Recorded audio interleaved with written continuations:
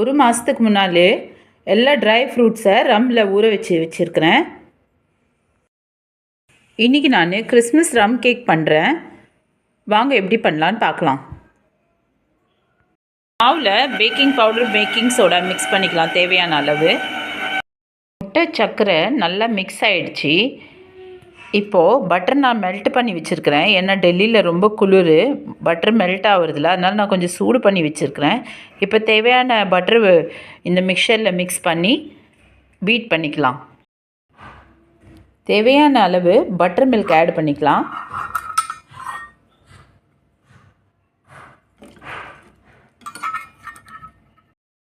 முட்டை சர்க்கரை butter mixer ready ஆகிடுச்சு.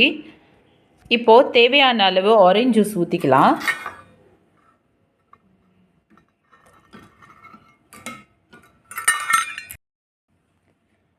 தேவையான அளவு வெனிலா எசன்ஸ் ஊற்றிக்கலாம்.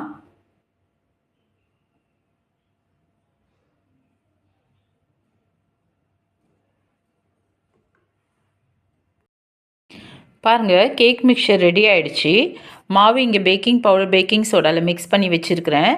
இங்கே ட்ரை ஃப்ரூட்ஸும் ரெடியாக இருக்குது. இப்போ மிக்ஸ் பண்ணிக்கலாம் வாங்க. பாருங்கள், மாவு இப்போ மிக்ஸ் ஆகிட்டு இருக்குது.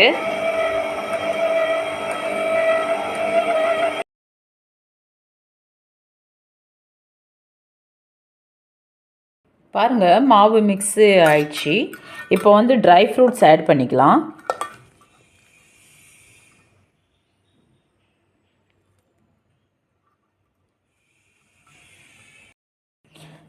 ட்ரை ஃப்ரூட்ஸ் ஆட் பண்ணி மிக்ஸ் பண்ணிக்கலாம்.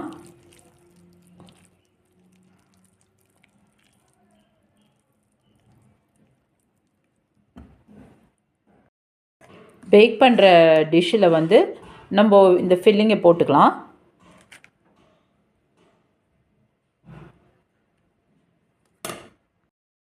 அவனு 350 டிகிரி ப்ரீ ஹீட் பண்ணியாச்சு.